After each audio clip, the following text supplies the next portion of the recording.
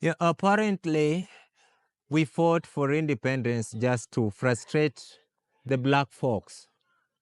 We have a dispensation where we have a president with just very few programs that he's running. He's either promising a new project, launching a new project, or commissioning a new project. But there's none which is operational as we speak. Sadly enough, we have come to a realization that we do not have working systems. We do have a system where the SHA is construed not to work anymore. A system where education can also not be sustainable anymore. And our president is roaming around. He decides to make a 5 days tour, nearly a whole week tour to the capital, as if he's an ostracized African Osmanli who is new in our country, Kenya. And if you look into it clearly, there is nothing that touches the soul of the Kenyan populace from where I sit. If I look at it clearly, the president has gone on a whole big trip trying to make fun of what Kenyans are going through. We saw him really having time with students in Nairobi, high school students, those who are benefiting from Sakaja's lunch program in schools. And he's telling them that he's going to donate a machine that is going to make 1 million chapatis in a day. We all know how chapati is a very rare meal in our diet as African people. If we do not get it during the commemoration of the birth of Jesus Christ on the 25th of December every year, then we can meet it in burials during the Keta programs there. Now, if you look into it carefully, you're going to realize that the president's tour has seriously meted a wrong impact, a negative, if he has a negative impact into the Nairobi business community.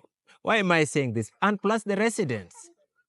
We saw multitudes of people being robbed in broad daylight. People being robbed, and the president is moving around with them. A president who decides on a Monday he's having a tour in Nairobi, the capital, the cosmopolis of Kenya, on a Monday, Tuesday, Wednesday, Thursday, and Friday. The working days, and thousands of people are flocking the streets, barricading the roads. It tells you how unemployment has become a disaster in our country. And I really applaud even the young Kenyans who are even robbing in the streets. They were doing it close to their master. They were just perfecting the art that they see the executive doing up there. It is really sad to understand if a president can decide to visit a region of Kenyans, the populace of this country, and one of the police officers who is manning the roads for him so that his entourage can pass, his VIP motorcade can pass freely, gets knocked by the same presidential motorcade. And because he's a Kenyan, no one cares. The family has not been reached out to. No one really cares about this poor Kenyan policeman who was knocked down by the presidential motorcade in Nairobi. His role there was to clear the road for the head of state, Mr. William Ruto. And because he's a Kenyan, his life is as useless as anything else. Oh my goodness. Where else will Kenyans get the dignity they deserve, if not in their own country? Can you now see the reason as to why in Dubai, our daughters leave this country, graduates, going abroad to work in Saudi Arabia and come back now in the same planes as cargo after being killed, bodies mutilated. Why? Because they see the kind of treatment that our own governance, our own government is treating us. They see this treatment. We cannot be respected abroad if we are disrespected by our same government that we give our own taxes to man. And on the flip side, we just had Frederick Charles, the 79-year-old British national, who was also knocked down by the presidential motorcade in Nairobi. What happened? They left him there. They left this gentleman there. And now, again, if you look into it,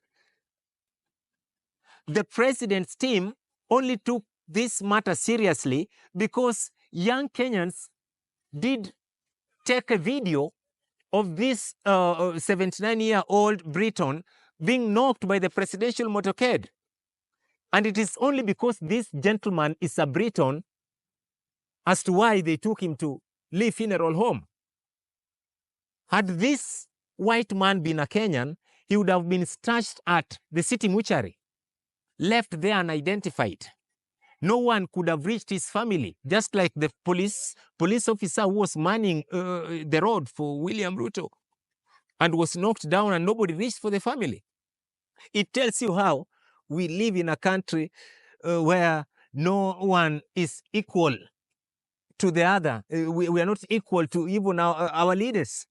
We are being treated as second-class citizens in our own republic, in our own country of sovereignty.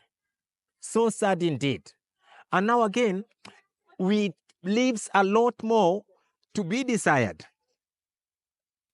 This same event happened, the same thing happened during Uhuru Kenyatta's regime. When Uhuru Kenyatta was the president of Kenya, his motorcade also knocked a Kenyan. What happened? Uhuru Kenyatta came out of the vehicle, ensured that his men took care of that situation, and the man who was knocked down was given the treatment that is deserved. The family was looked after, and everything went through. Now look at what is happening under William Ruto's time. He doesn't care. After all, we are just Kenyans. We are not the only people who really matter in this country it appears to be Adanis.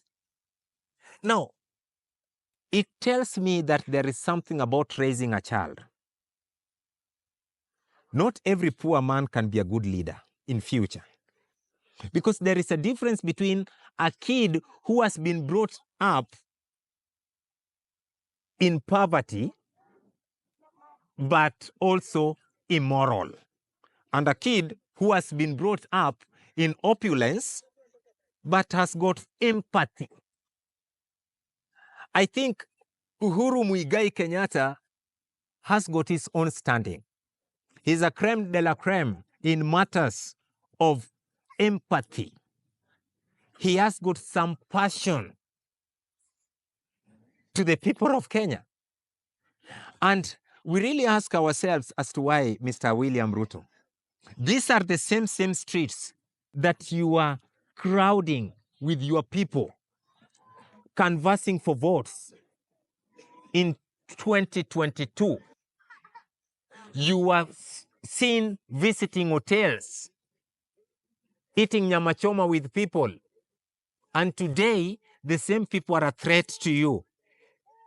Even after the roads have been cleared for you, Mr. President, why are you still using the whole speed, moving around Nairobi, around our country, killing us?